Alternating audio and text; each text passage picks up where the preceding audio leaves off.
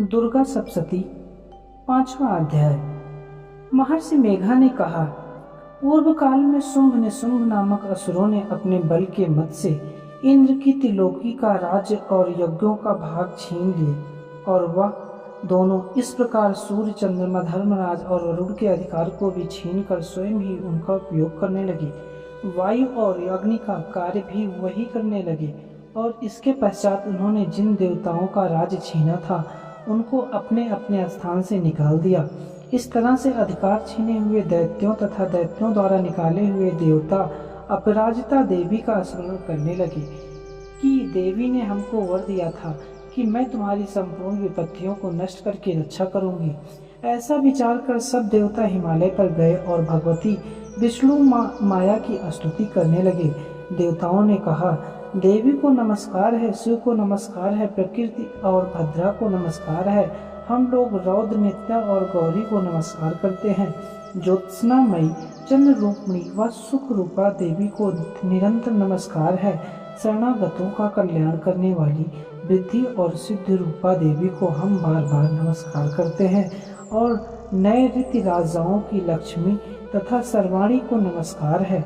दुर्गा को दुर्गे स्थलों को पार करने वाली दुर्ग पारा को सारा सर्वकारणी ख्याति कृष्ण और धूम्र देवी को सदैव नमस्कार है। अत्यंत सौम्य तथा अत्यंत रौद्र रूपा को नमस्कार है, उन्हें हमारा बारंबार प्रणाम है। जगत की आधारभूत कृति देवी को बार बार नमस्कार करते हैं। जिस देवी को प्राणी मात्र विष्णु माया कहते हैं उनको नमस्कार है, उनको नमस्कार है, उनको बारंबार नमस्कार है। जो देवी संपूर्ण प्राणियों में चेतना कहलाती हैं उनको नमस्कार है, उनको नमस्कार है, उनको बारंबार नमस्कार है। जो देवी सभी संपूर्ण प्राणियों में बुद्धि रूप से स्थित है उनको नमस्कार है, उनको नमस्कार है, उनको बारंबार नमस्कार है। जो देवी सब प्राणियों में निद्रा रूप से विराजमान है उनको नमस्कार है, उनको नमस्कार है, उनको बारंबार नमस्कार है। जो देवी सब प्राणियों में क्षुधा रूप से विराजमान है उनको नमस्कार है, उनको नमस्कार है, उनको बारंबार नमस्कार है। जो देवी सभी प्राणियों में छाया रूप में स्थित है उनको नमस्कार है, उनको नमस्कार है, उनको बारंबार नमस्कार है। जो देवी सब प्राणियों में शक्ति रूप से स्थित है उनको नमस्कार है, उनको नमस्कार है, उनको बारंबार नमस्कार है। जो देवी सभी प्राणियों में कृष्णा रूप से स्थित हैं उनको नमस्कार है, उनको नमस्कार है, उनको बारंबार नमस्कार है। जो देवी सब प्राणियों में शांति रूप से स्थित हैं उनको नमस्कार है, उनको नमस्कार है, उनको बारंबार नमस्कार है।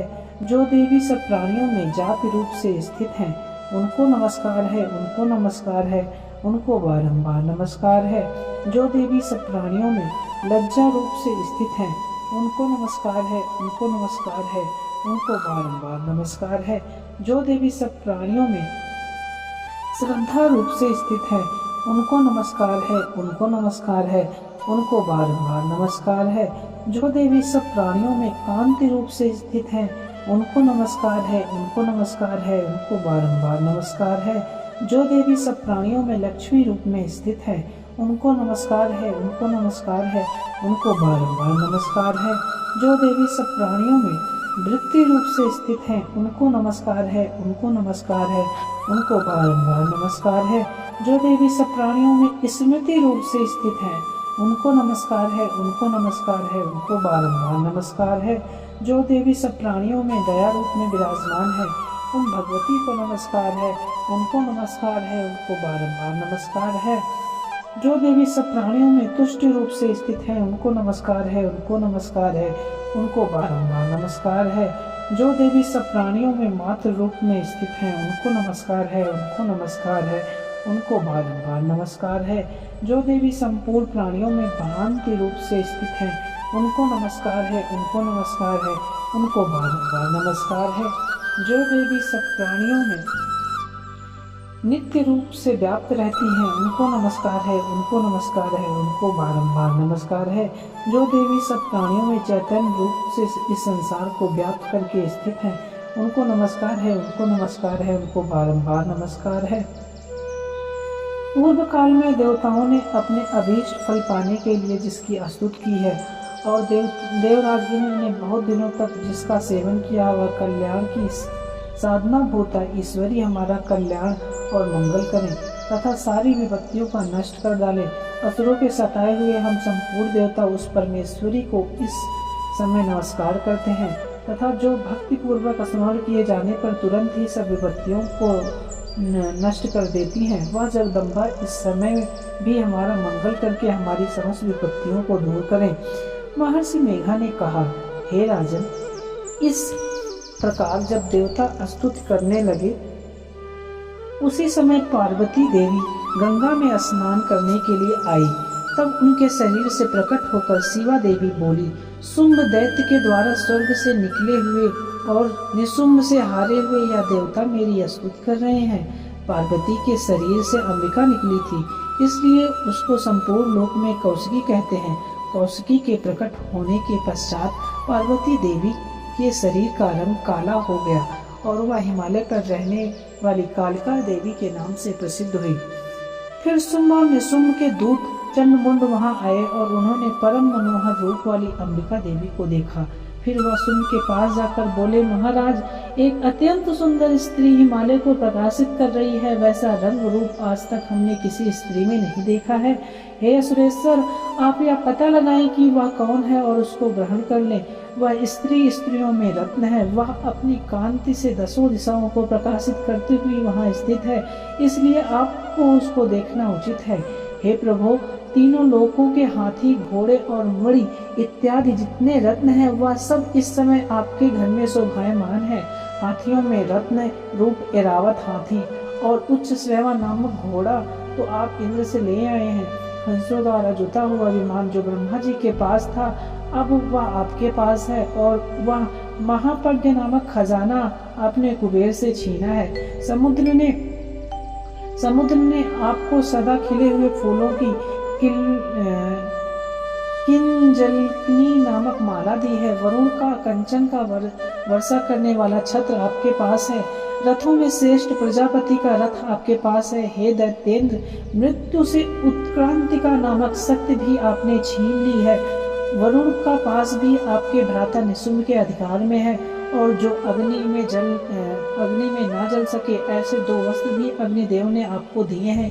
हे दैत्यराज, इस प्रकार सारी रत्न रूपी वस्तुएं आप संग्रह कर चुके हैं, तो फिर आप कल्याणकारी स्त्रियों में रत्न रूप अनुपम स्त्री आप क्यों नहीं ग्रहण करते? महर्षि मेघा बोले। चंडमुंड का यह वचन सुनकर शुंभ ने विचारा कि सुग्रीव को अपना दूत बनाकर देवी के पास भेजा जाए। प्रथम उसको सब कुछ समझा दिया और कहा, वहां जाकर तुम उसको अच्छी तरह से समझाना और ऐसा उपाय करना जिससे वह प्रसन्न होकर तुरंत मेरे पास चली आए। भली प्रकार समझाकर कहना, दूत सुग्रीव पर्वत के उस रमणीय भाग में पहुंचा जहां देवी रहती थी। दूत ने कहा, हे देवी, दैत्यों का राजा शुंभ जो इस समय तीनों लोकों का स्वामी है, मैं उसका दूत हूँ और यहाँ तुम्हारे पास आया हूँ। संपूर्ण देवता उसकी आज्ञा का एक स्वर में मानते हैं। अब जो कुछ उसने कहला भेजा है वह सुनो। उसने कहा, इस समय संपूर्ण त्रिलोकी मेरे बस में है और संपूर्ण यज्ञों का भाग पृथक पृथक मैं ही लेता हूँ, और तीनों लोकों में जितने श्रेष्ठ रत्न हैं वह सब मेरे पास हैं। देवराज इंद्र का वाहन ऐरावत मेरे पास है जो मैंने छीन लिया है। उच्च सेवा नामक घोड़ा जो क्षीर सागर मंथन करने से प्रकट हुआ था उसे देवताओं ने मुझे समर्पित किया है। हे सुंदरी, इनके अतिरिक्त और भी जो रत्न भूषण पदार्थ देवताओं के पास थे वह सब मेरे पास हैं। हे देवी, मैं तुम्हें संसार की स्त्रियों में रत्न मानता हूँ, क्योंकि रत्नों का उपभोग करने वाला मैं ही हूँ। हे चंचल कटाक्षों वाली सुंदरी, अब यह मैं तुझ पर छोड़ता हूँ कि तू मेरे या मेरे भाई महापराक्रमी निशुंभ की सेवा में आ जाए। यदि तू मुझे वरेगी तो तुझे अतुल महान ऐश्वर्य की प्राप्ति होगी। अतः तुम अपने बुद्धि से एक विचार कर मेरे पास चली आओ। महर्षि मेघा ने कहा, दूत के ऐसा कहने पर संपूर्ण जगत का कल्याण करने वाली भगवती दुर्गा मन ही मन मुस्कुराई और इस प्रकार कहने लगी, बोलो नौ दुर्गे माता की जय, बोलो आदि शक्ति जगदम्बा की जय। देवी ने कहा, दूत तू जो कुछ कह रहा है वह सत्य है, इसमें किंचित मात्र भी झूठ नहीं है। शुंभ इस समय तीनों लोकों का स्वामी है और निशुंभ उसी की तरह पराक्रमी है, किंतु इसके संबंध में मैं जो प्रतिज्ञा कर चुकी हूँ उसे कैसे झुठला सकती हूँ। अतः तू मैंने जो प्रतिज्ञा की है उसे सुन। जो मुझे युद्ध में जीत लेगा और मेरे अभिमान को खंडित करेगा तथा बल में मेरे समान होगा वही मेरा स्वामी होगा। इसलिए शुंभ अथवा निशुंभ यहाँ आवे, युद्ध में जीत कर मुझसे विवाह कर ले, इसमें भला देर की क्या आवश्यकता है। दूत ने कहा, हे देवी तुम अभिमान में भरी हुई हो, मेरे सामने तुम ऐसी बात न करो। इस त्रिलोकी में मुझे तो ऐसा कोई नहीं दिखाई देता जो शुंभ और निशुंभ के सामने ठहर सके। हे देवी, जब अन्य देवताओं में से कोई शुंभ व निशुंभ के समान युद्ध में ठहर नहीं सका तो तुम जैसी स्त्री उनके सामने रणभूमि में कैसे ठहर सकेगी। जिन शुंभ आदि असुरों के सामने इंद्र आदि देवता नहीं ठहर सके तो तुम अकेली स्त्री उनके सामने कैसे ठहर सकोगी। अतः तुम मेरा कहना मानकर उनके पास चली जाओ, नहीं तो जब वह तुम्हें केस पकड़कर घसीटते हुए ले जाएंगे तो तुम्हारा गौरव नष्ट हो जाएगा। इसलिए मेरी बात मान लो। देवी ने कहा, जो कुछ तुमने कहा है ठीक है, शुंभ और निशुंभ बड़े बलवान हैं, लेकिन मैं क्या कर सकती हूँ, क्योंकि मेरे बिना विचारे प्रतिज्ञा कर चुकी हूँ। इसलिए तुम जाओ और मैंने जो कुछ भी कहा है वह सब आदर पूर्वक असुरेंद्र से कह दो। इसके पश्चात वो जो उचित समझे करे। इस प्रकार से मार्कंडेय पुराण में सार्वजनिक मनवंतर की कथा के अंतर्गत देवी महात्म्य 5वां अध्याय पूरा हुआ। बोलो नौ दुर्गे माता की जय, बोलो आदि शक्ति जगदम्बा की जय।